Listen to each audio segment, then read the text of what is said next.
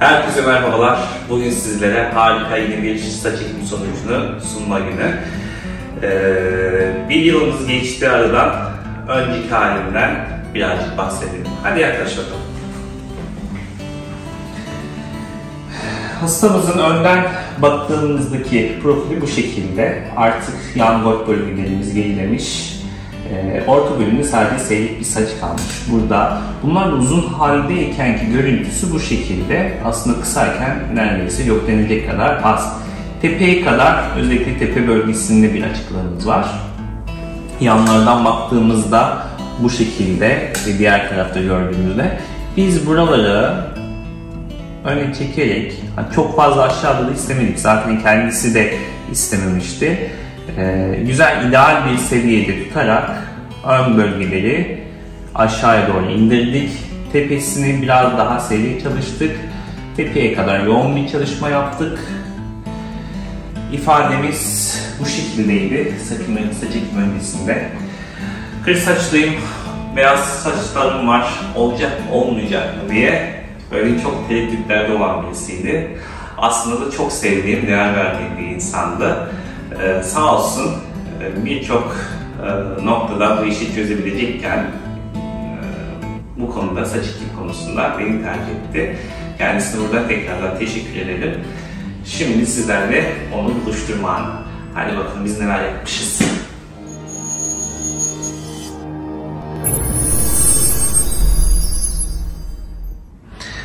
Evet, önceki halimiz bu şekildeydi. Saçsızlığın vermiş olduğu görüntü tablosu bu şekilde ve sizlerle sonucumuz. Evet, sonucumuzu buluşturma anı. Kürşat abi hoş geldin. Hoş bulduk canım. Nasılsın? Teşekkür ederim. Sen? Çok teşekkürler. Bugün abim dediğim hatta kişinin saç ekimi sonucunu sizlerle görüştürüyorum.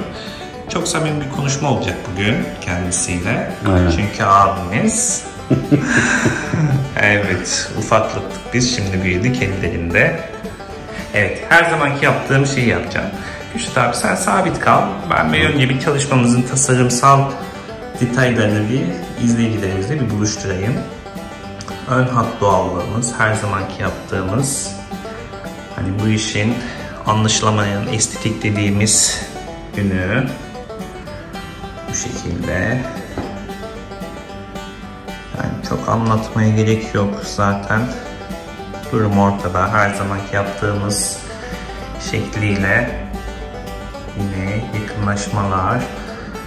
Hani saç ekiminde doğal sanat nedir, estetik diyorlar. Çim adam gibi olacak. Evet. Bu şekildeyiz. Önden baktığımızda da böyle biraz tepeleri görelim. Nasıl bir yoğunluğa geldiğimizi görmüş olalım. Evet. Şöyle baktığımızda saç ekimi ne diyoruz? Yüz güldürür. Çok güzel bir değişiklik. Hakikaten çok fazla. Gayet iyi. Değil mi? Beğeniyorum, kendimi beğeniyorum. Çok beğeniyorum sayende. Harikasın. Çok teşekkür ederim. Sizle konuşacağız değil mi? Aynen konuşacağız. Şimdi bir de arka bölümü bir görelim Kürşat abi. Bir doğal sanat dediğimiz makyajlı mikroföy sanatı. Yine hani tepe bölgemizde de artık durumumuzu görebiliyoruz. Ve bu kişi bir de saçlarını kısa kullanmış durumda. Hani bunları uzattığında bu bölgeler daha da yoğun duracak. Daha da iyi ve gür bir sıklığa kavuştuğunu göreceksiniz. Biz burada beyaz bir saçta, kır saçta donör bölgesinin ne durumda olduğunu anlaşılamayan yine makyajlı mikroföy sanatımız sayesinde yani anlamanız imkansız. Her açıyı yine şöyle sizler için şöyle de yapalım. Yani görebiliyorsunuz. Bu çok önemli. Sadece ön hattı yapmak değil, arka bölümde de saçlara zarar vermemiş olmak çok değerli. Bu da artık bugüne kadar işte 25 binin üzerinde bir saç ekim yönetimi tecrübemiz bahsediyorum ya. Onların vermiş olduğu bir doğallık durumu. Bakın şurada bir de ekran, yani tepe bölgesinde makine çok ışık alıyor. Yani onu da göstereyim sizlerle. Hani ekran dışında daha da kapatıcı. Ve bunlar, bu saçlar aslında uzamış olsa daha da yoğun bir kapatıcılık elde ettiğimizi görüyoruz tepede de. Biz zaten şöyle konuşmuştuk. Tepeyi bir yıl sonra ihtiyaca göre sıklaştırma düşünebiliriz. Ama şu anda bile kendisi memnun. Uzun kullandığında zaten hiç problem yaşamıyorum İbrahim'cim diyor. Evet, dönebiliriz. Evet, sizlerle de bütün detayları gösterdik. Aslında benim en sevdiğim saç tarzıdır. Beyaz böyle kır saçlar.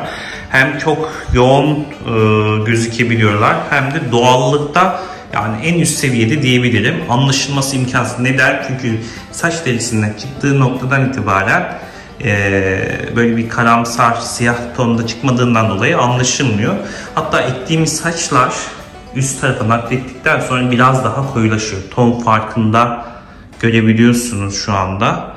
Bir tık daha koyulaşıyor ve daha genç bir ifadeye bürünüyorsunuz. Evet.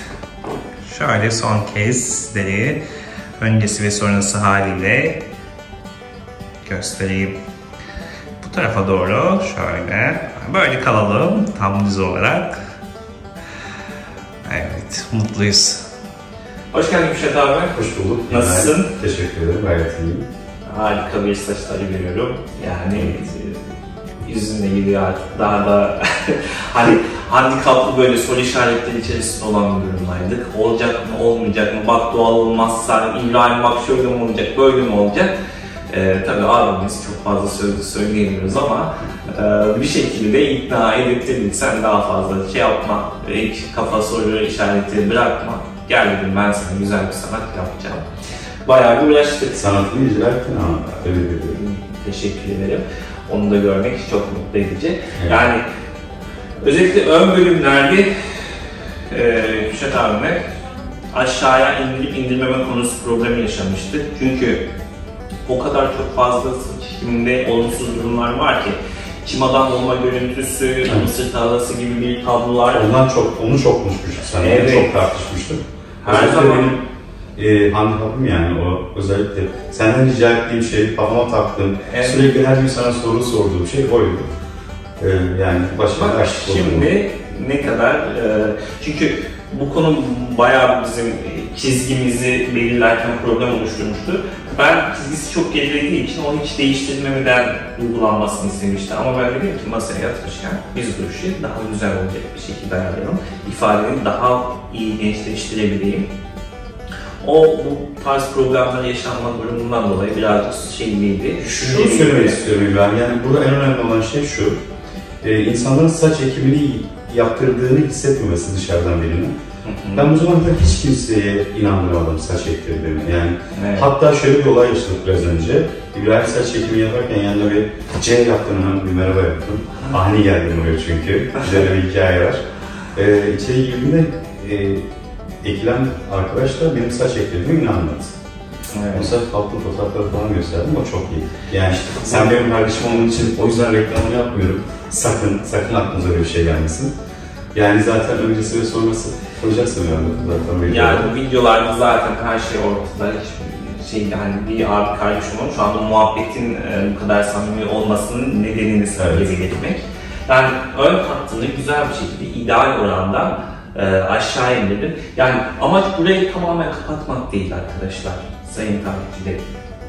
Burada güzel, ideal bir şekilde aşağı indirip buralarda yoğun bir saç modeline kavuşturmak. Onu kavuşturduktan sonra zaten hani bu alındaki o açıklık falan kendisini göstermektir. Olay artık oradan çıkacaktır. Daha geç bir ifadeye gelmiş olacaksınızdır. Bu şekilde de hani oradaki dokunuş gerçekten şöyle ben bu süre zarfı içerisinde yaklaşık bir sene önce oldu olay. Sıkıntılı bir süreç atlattım. Covid geçirdim. Yoğun bakımın direğinden döndüm.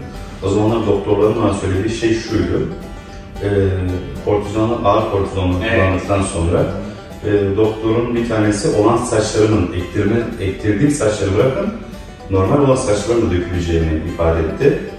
Saçlarım o kadar dökülmesine rağmen, hani yoğun miktarda ilaç kullanmama rağmen, hastanedeyken bile yaklaşık 1 aylık bir süre orada yattım hastanede. Yani elime aldığımda saçlarım dökülüyordu. Çok yani dökülmeler var. Ona rağmen gayet başarılı yetiştim. Evet.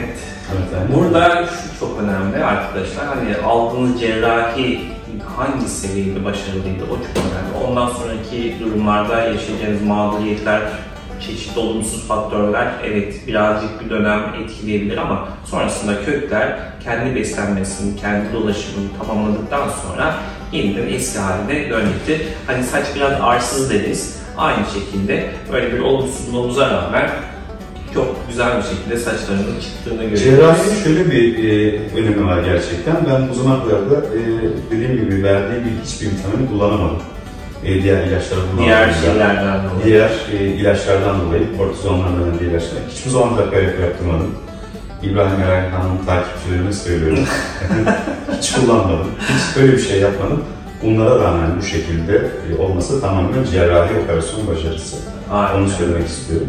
Çok önemli. Yani güzel bir konuya değindin. Çünkü şimdi şunu söylüyoruz. Evet biz bu ürünleri kullanın, bunları yapın diyoruz ama bunlar olmazsa olmaz değil arkadaşlar. Eğer saç ekimini aldığınız cerrahi olay çok iyi bir seviyede ise bunlara gerek olmaz. Hani saç bakım vitaminleri, bakım yağları, şampuanlı olsunuz, PRP'ler, mezoterapiler. Hocam siz bunlardan kaç tane veriyorsunuz falan? Ya bunları soranlara şunu söyleyeyim. Bunlar önemli değil arkadaşlar. Bunlar sadece destek protokolünde hız kazandırmak, saçlara biraz daha güç kazandırmak için gerekli olan şeyler. Ha olmazsa olmaz mı? Değil. Cerrahi sanatınızı almışsanız diğer yan bakım ürünlerinde hani kullanmanızı evet öneriyorum. Benim de önerdiğim, tavsiye ettiğim ürünler var. Bunlar yapılırsa daha iyi bir sonuca, daha hızlı bir şekilde ulaşmak için. Ama ortada güzel bir cerrahiniz varsa zaten o saçlar gördüğünüz gibi kendisini gösterecek, güzel bir hale gelecektir. O yüzden bu konularda çok soran oluyordu. Bunlar satış pazarlama tekniğidir. İşte ben 3 tane PRP veriyorum, ben 2 tane mezoterapi veriyorum, ben 1 yıllık kullanman gereken bakım paketi veriyorum falan. Arkadaşlar, hastane ortamı, doktor kontrolü, profesyonel bir ekip, yüksek tecrübe, bunlara bakın lütfen. Bu yan ürünlerde olacak bir iş değil. Cerrahinizi aldığınız yer ve sanat çok önemli. Bu konuda da güzel bir detay vermiş olalım. Mecbur kaldığımız için, yoksa tabii ki önerimiz kullanmaman değildi. PRP'ni görüyorum bugün, de PRP istiyoruz senden. Tamam, sana söz yaptım. 3 ay sonra bir video daha çekeriz Allah izin verirse. Uzun kullanırsam şöyle ben söylüyorsun zaten. Uzun kullanmıyorum saçlarımı. Uzun kullandığım zaman yani daha kapatıcı olacaktır, göreceksin. Bakalım. Yani en azından benim oranla bir uzunlukta kullanırsam hem tepedeki o görüntü daha sıklaşmış olur, önden de daha bir şekil haline gelir. Zaten karizmayız. Estağfurullah. Daha da bir katkısı olacaktır. Tepedeki durumumuz öyle. Zaten hani bir tepe içinde bir yıl sonra bakarız, daha da yoğun bir çalışmayla daha kapatıcı olabiliriz demiştik ama gerek yok. Aynen. Gerek uzun yok. Kullanman yeterli olacak. Ben daha güzel. Fazladan güzelleştirmeyelim, yakışıklı yapmayalım. Estağfurullah. Çok mutlu oldum yani güzel bir şekilde. Hatta aynen. Bu bir o dönemin zorlu sürecin sonrasında hediye gibi oldu. Kendini iyi hissetmenin için de çok güzel bir katkısı olduğunu düşünüyorum. Teşekkür ederim. Birçok yeri bu işte çok iyi yerler olmasına rağmen, çok iyi yerler olmasına rağmen en iyisini seçtik. Çünkü en iyisi sensin. Çok teşekkür ederim. Teşekkür ederim. Bunu sunabilmiş olmanın da haklılığını ve gururunu yaşıyoruz tabii ki. Onur verici. Hem abimiz hem de ona yani aile canımızdan bir parça olduğunu görünce, ona yaptığımız bir dokunuş falan olunca olay çok daha lezzetli ve gurur verici bir hale geliyor. O yüzden de paylaşmak istedim bu videoya yansımadım kendisiyle. Çok güzel oldu. Çevremdeki insanların da tepkileri çok güzel olduğunu söylüyordu. Evet, onlardan da bahsedeceğiz. Yani şöyle, yani kimse, yani inan, ya anlatamıyorum yani. Hani Anca elimde telefonda işte yapmışım, geçen sene Nisan ayında falan filan. Önceki hallerini göstermek. Evet. Aynen öyle. Senin buradaki hastaların bile yani. Şöyle, özellikle bu işte saç ekimi yapan insanlar birbirlerinin saçlarını çok kokuyorlar. Tabii yaptırmışlar. Çoğu saç ekimi yapan insana anlattım, ben saç ektirdim falan diyor. Ya falan. Ben yani söylüyorum yani sonra göstereyim ama gerçekten bu konuda çok iyisin ön hatta. Çok iyisin. Aynı şekilde. Kardeşim böyle bir şey söylemiyorum. Her şey zaten ortada. Evet. Bu hani sevgiyle olabilecek bir şey değil. Eğer bir sanat varsa zaten ortadadır. Yoksa bunu kelimelerle ifade etmeyle olmuyor maalesef. Anca yapıp da önüne gösterebiliyorsan zaten sanatına güvenen insanların anca böyle bu kadar yakından yaklaşarak gösterebileceği bir durumdur. Onun da insanlara bir şey katabiliyorsak, mutlu edebiliyorsak çok önemli. Zaten bu paradan da değerli olan bir şey benim için. Biliyorsun çok özverili ve hani olaydaki obsesif tarafını sen o yüzden zaten tercih ettiğin noktalardan bir tanesini araştıran, Ar-Ge'ci yanımız, işte inovatif durumlardan daha üst seviyeye bir saç ekimi nasıl getirebiliriz, değerlendirmeleri, düşünceleri, araştırmaları. Yani insanlara böyle güzel bir dokunuş katmak çok zevk verici, çokça değerli. Yani yakınındaki insanlar olunca çok daha fazla bir tatminkarlığı var bu işin. Çok mutluyum ben de seni böyle güzel ve neşeli gördüğüm için. Teşekkür ederim. Vallahi sağ olasın. Ellerine sağlık. Yani, bu kadar da samimiyetiz işte yani. Çok güzel. İyi ki geldin. Eyvallah. İyi ki tekrar bir görme, kavuşma inşallah. Her zaman bekleriz. Sizler de hastane ortamında, doktor kontrolünde, profesyonel ekipler, hipotermi cihazı, en son teknolojilere sahip proses ve 25 binden fazla bir saç ekim tecrübesiyle buluşabilirsiniz. Bunun için bizi tercih edebilirsiniz. Başınızın önden, üstten, yanlarını ve arkasını görebileceğim 4 açıdan fotoğrafınızı bu aşağıda gördüğünüz WhatsApp numaramdan bana iletin. Sonrasında ben mutlaka size bizzat kendi tarafından değerlendirmemi, dönüşlerimi alacaksınız. Bazen gecikebiliyorum çünkü çok yoğun talep oluyor. Ama sabırla bekleyin. Mutlaka ben size dönüş sağlıyorum. Umarım beğendiğiniz, severek izleyeceğiniz bir video olmuştur. Ben tekrardan çok teşekkür ederim. Söylemek istediğiniz son bir şey varsa. Teşekkür ederim. Ellerine sağlık ya. Çok iyisin. Çok sağ olun. Yani kardeşlik başka bir şey gerçekten işte de çok iyisin. Çok teşekkür ederim. Eyvallah. Evet, herkese buradan hayal ettiği saçlarına kavuşmasını diliyorum. Sağlıkla kalın, hoşçakalın.